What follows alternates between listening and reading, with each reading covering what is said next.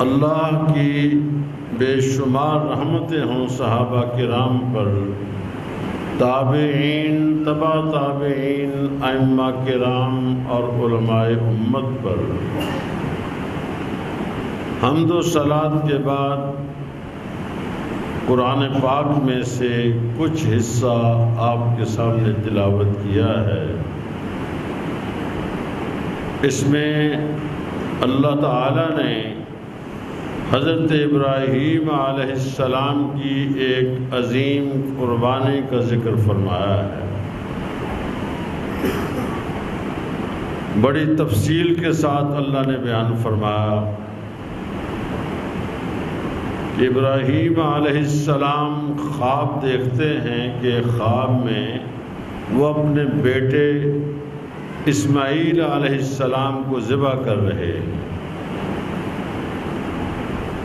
خیال یہ ہوا کہ اللہ تعالیٰ کوئی قربانی مانگتا ہے، لہٰذا انہوں نے 100 اونٹ قربان کر دیے۔ اگلی رات پھر یہی خواب دیکھتے ہیں، پھر 100 اونٹ قربان کر دیے۔ تیسری رات پھر یہی خواب دیکھا تو کہنے لگے کہ اللہ تعالیٰ اونٹوں کی نہیں، بیٹے کی قربانی ہی مانگتا ہے۔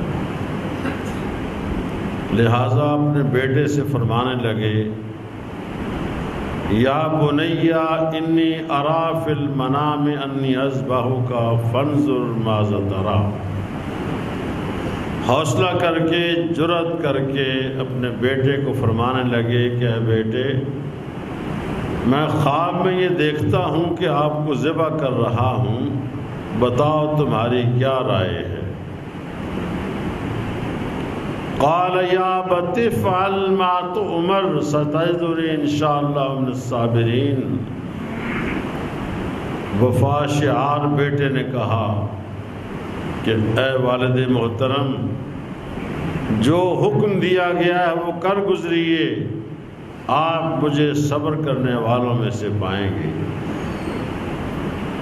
یہ بیان کر کے اللہ تعالیٰ نے پھر فرمایا فلما اسلما، جب دونوں تیار ہو گئے باپ ذبح کرنے کے لیے، بیٹا ذبح ہونے کے لیے، تو اللہ نے اس تیاری کے بعد حکم دیا یا ابراہیم قد صدقت الرؤیا، اے ابراہیم تو نے اپنا خواب سچا کر دکھایا ہے۔ ذبح ہونے میں کوئی دیر نہیں تھی،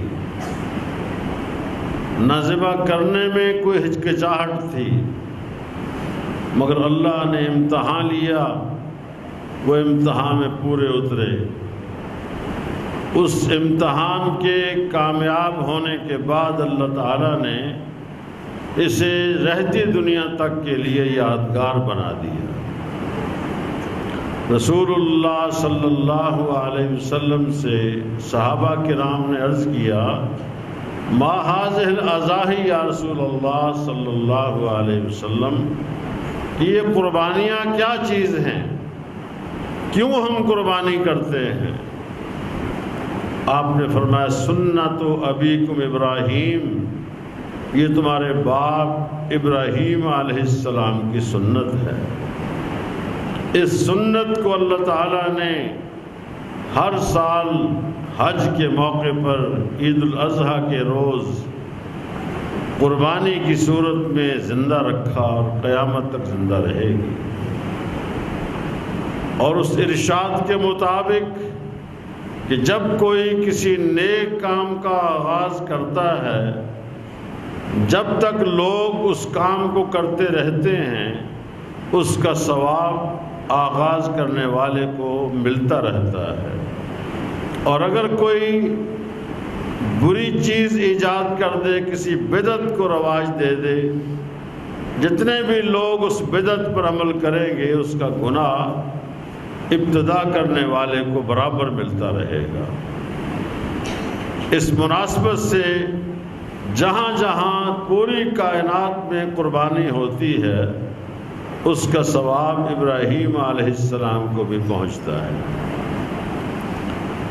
رسول اللہ صلی اللہ علیہ وسلم نے قربانی کرنے کے لیے کچھ شرائط اور کچھ احکام، کچھ مسائل بیان فرما دیے، مگر ہم ہیں کہ اپنی مرضی کرنے سے باز نہیں آتے۔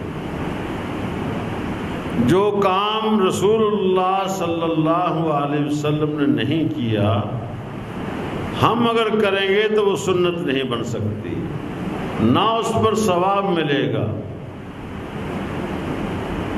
میں چند ایک چیزیں ایک تھوڑے سے وقت میں عرض کروں گا کہ کون کون سے کام ہیں جو ہماری قوم کرتی ہے اور رسول اللہ صلی اللہ علیہ وسلم نے نہیں کیے۔ ان میں سے پہلا کام تو یہ ہے کہ لوگ اللہ کے سوا کسی اور کے نام کی قربانیاں دیتے ہیں۔ کوئی پنجتن پاک کے نام کی قربانی کرتا ہے، کوئی اپنے پیروں کے نام کی کرتا ہے، کوئی اپنے مرشدوں کے نام کی کرتا ہے۔ بنیادی اور پہلی بات یہ ہے کہ قربانی اللہ کے لیے، اسی کو راضی کرنے کے لیے اور سنت ابراہیمی کو زندہ رکھنے کے لیے کرنی چاہیے۔ اگر کوئی اللہ کے سوا کسی اور کے نام کی قربانی کرتا ہے، قبروں کے نام کی، مزاروں کے نام کی قربانیاں کرتے ہیں، وہ جائز نہیں ہے، ثواب حاصل نہیں کر سکیں گے، بلکہ اس بدعت پر عمل کرنے کے نتیجے میں اللہ کے عذاب کے مستحق ٹھہریں گے۔ پہلی اور بنیادی بات یہ ہے کہ قربانی اللہ کے نام کی، ثواب جس کو پہنچائیں، یہ بھی اختیار ہم نے اپنے پاس لے لیا ہے۔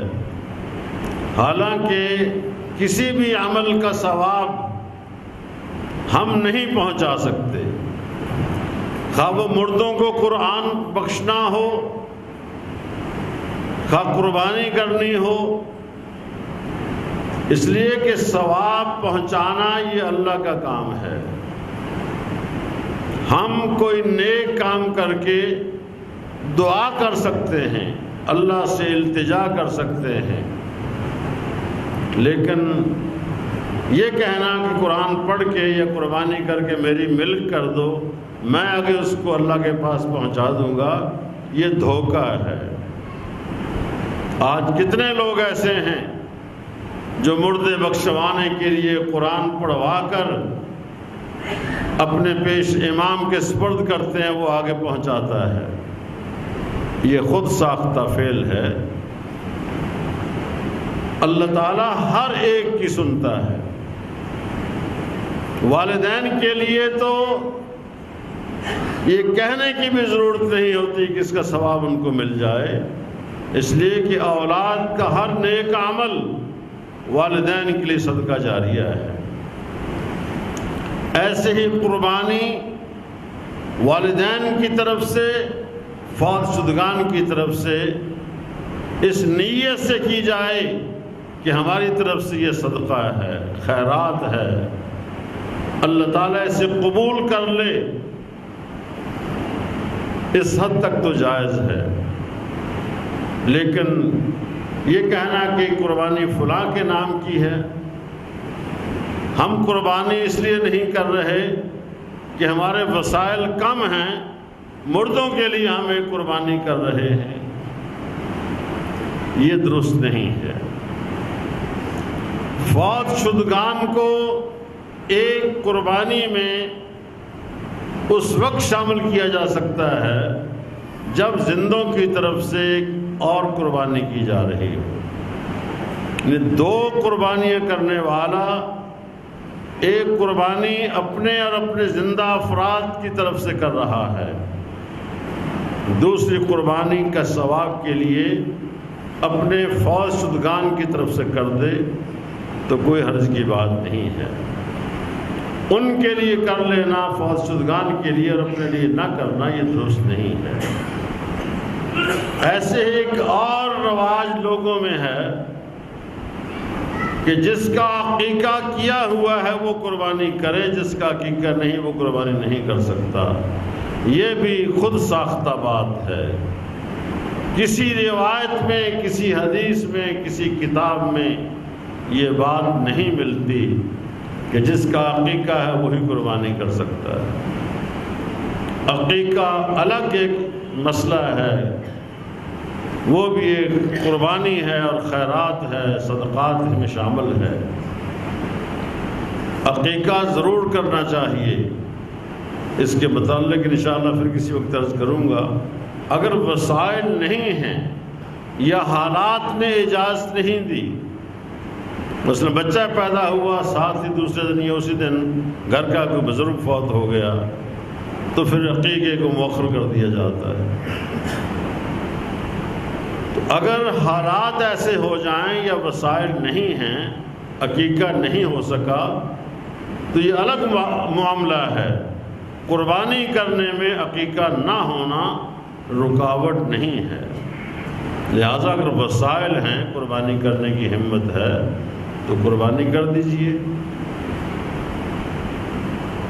ایسے ہی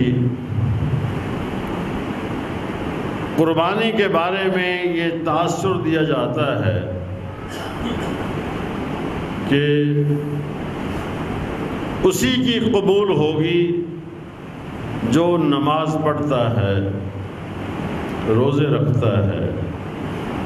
یہ بات کسی کو ڈرانے کے لیے تو کسی حد تک ٹھیک ہے کہ وہ نماز پڑھتا شروع کر دے،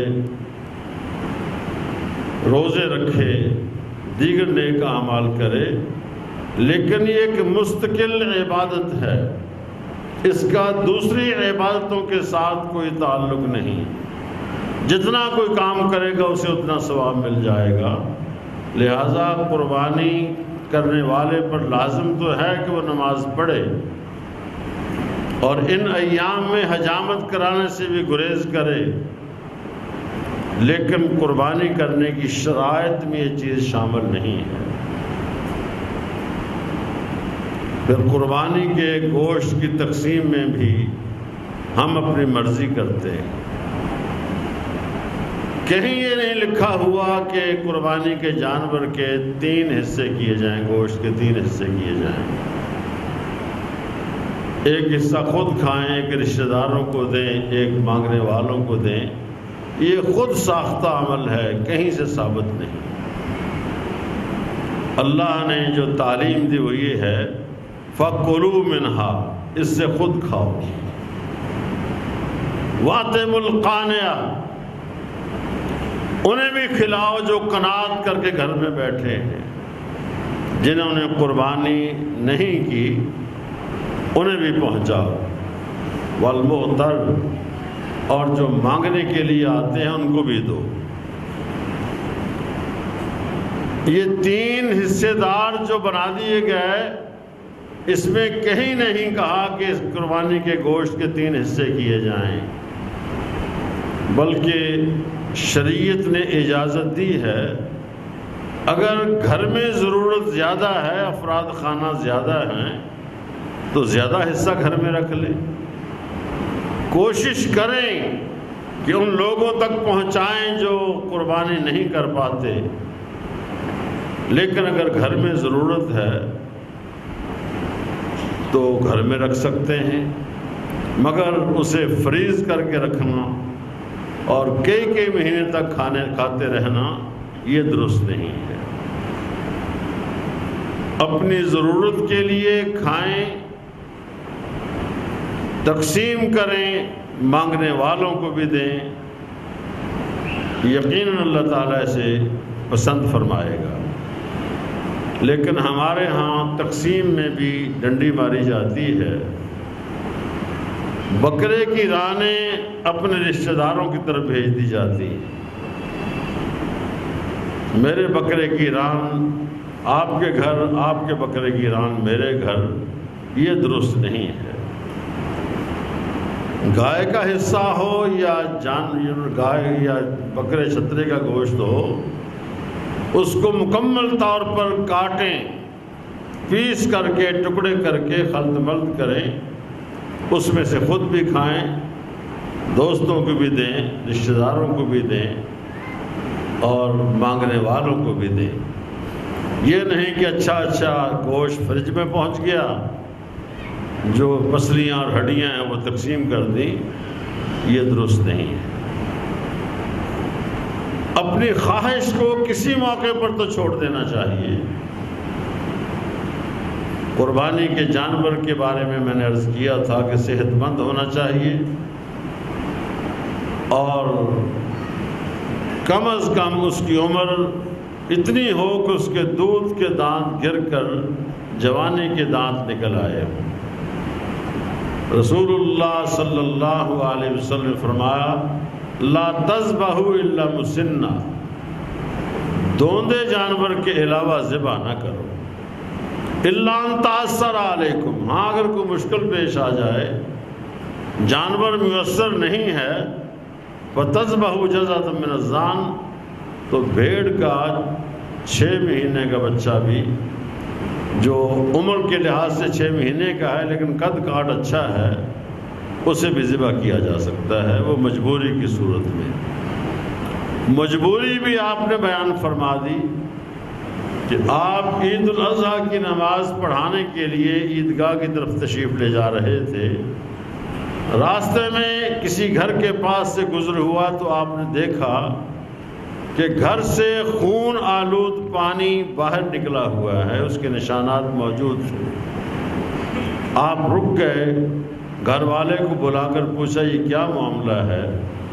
اس نے کہا جی میں نے اپنا قربانی کا جانور نماز سے پہلے ہی ذبح کر دیا تھا تاکہ بعد میں آ کر اس کو کھا لیں، فرصت نہیں ملے گی، جلدی ذبح کر لوں، اس لیے میں نے کر لیا ہے۔ آپ نے فرمایا تمہاری قربانی نہیں ہوئی،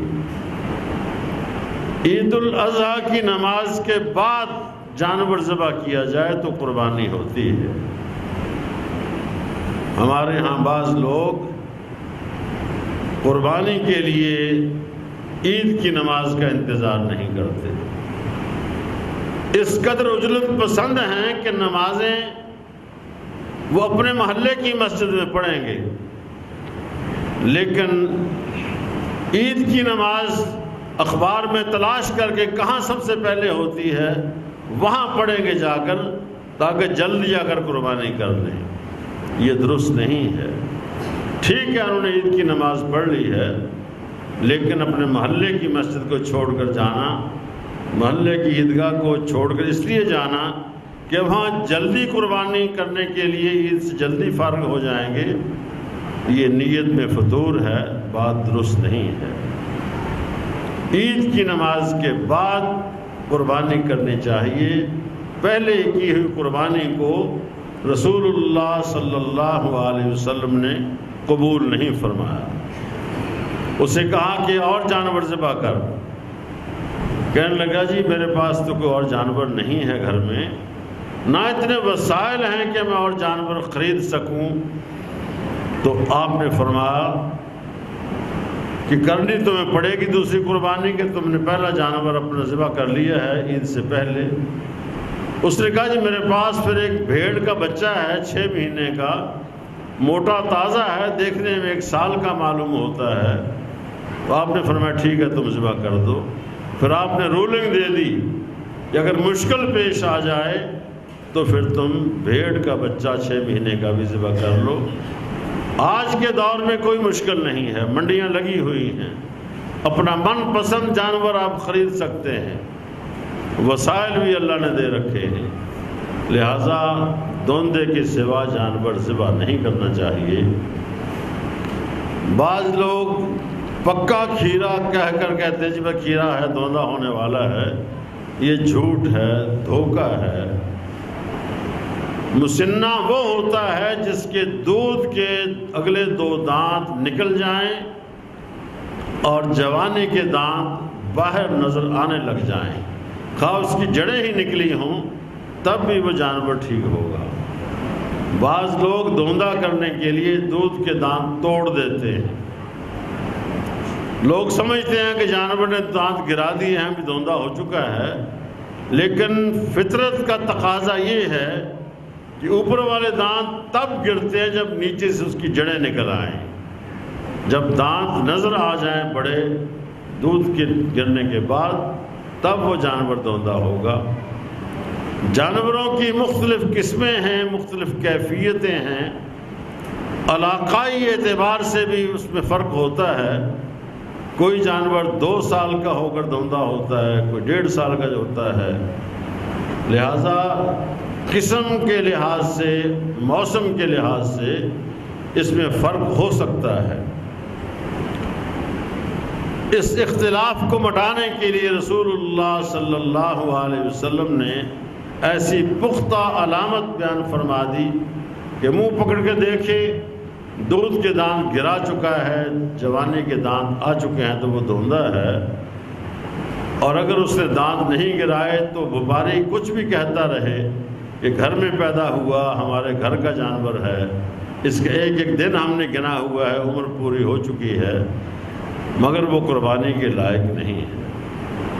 لہذا جانور جو بھی قربانی کے لیے ذبح کرنا ہے، وہ بکرا چھترا ہو، گائے بیل ہو، بھینس اونٹ ہو، کچھ بھی ہو، وہ قربانی کے لیے اس وقت لائق ہوگا جب اس کے جوانی کے دانت نکل آئیں. اس کے علاوہ اگر ذبح کریں گے تو گوشت کھانے کے لیے آپ کو حلال گوشت مل جائے گا، قربانی نہیں ہوگی. اور قربانی کوئی معمولی چیز نہیں ہے. آپ نے فرمایا کہ دل کی خوشی کے ساتھ قربانی کیا کرو. متاعکم، کہ تمہاری یہ زہایاکم متاعکم، تمہاری یہ قربانیاں پل صراط کی سواریاں ہیں. اگر پل صراط سے اچھے انداز میں گزرنا ہے تو اچھا صحت مند موٹا تازہ جانور ذبح کرے جو اپنے آپ کو بھی اچھا لگتا ہو.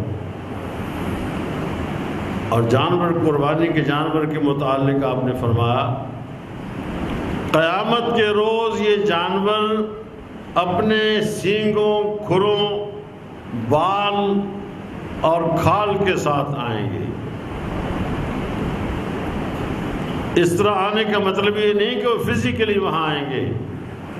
مطلب ہے کھال آپ بیچ دیتے ہیں، کسی خیراتی ادارے کو دے دیتے ہیں، کھر اس کے پھینک دیے جاتے ہیں. اسی طرح یہ ساری چیزیں جو ہمارے کام کی نہیں ہوتی، ہڈیاں وغیرہ، وہ پھینک دی جاتی ہیں. مگر قیامت کے روز ان کا وزن ہوگا، نامہ اعمال میں وزن کی صورت میں یہ لکھی جائیں گی. لہذا اس جانور کا وہ چیز جو ہمیں پسند نہیں ہے، جسے ہم استعمال نہیں کر سکتے، نہ کرتے ہیں، یہ بھی قیامت کے روز وزن کی شکل میں نامہ اعمال میں لکھی جائیں گی. قربانی کا جانور صحت مند ہو، کم از کم 2 دانت ہو، زیادہ کی کوئی شرط نہیں ہے، تو وہ قربانی کے لائق ہوگا. قربانی کا جانور بے عیب ہونا چاہیے. اگر خریدنے کے بعد اس میں کوئی عیب پیدا ہو گیا ہے، مثلا چوٹ لگ گئی، کوئی زخم ہو گیا، تو وہ عیب شمار نہیں ہوگا. اسے قربانی کرنے کی اجازت ہے. لیکن اگر کسی کے پاس وسائل ہیں اور وہ اور جانور خرید سکتا ہے تو خرید لے، کوئی حرج کی بات نہیں. لیکن اگر نہیں خریدنا چاہتا تو وہ عیب جو قربانی کا جانور خریدنے کے بعد پیدا ہوا، اسے عیب شمار نہیں کیا جائے گا. لہٰذا یہ چند ایک مسائل ہیں جن کی طرف توجہ دینے کی ضرورت ہے. گوشت کی تقسیم میں بڑا محتاط رویہ اختیار کریں. رکھنے کے لیے اگر آپ اس کو فریز کر لیتے ہیں تو چند دن کے لیے رکھ لیں، کوئی حرج کی بات نہیں. لیکن کئی مہینوں تک اسے فریز کر کے رکھنا یہ درست نہیں ہے. زیادہ سے زیادہ خیرات کرنا چاہیے. وہ لوگ جو سال کے بعد ہی گوشت دیکھتے ہیں، انہیں کم از کم پیٹ بھر کے کھانے کے لیے ضرور ملنا چاہیے. اللہ تعالی ہمیں شریعت کے مطابق تمام امور ادا کرنے کی توفیق عطا فرمائے، آمین۔ وآخر دعوانا الحمدللہ رب العالمین۔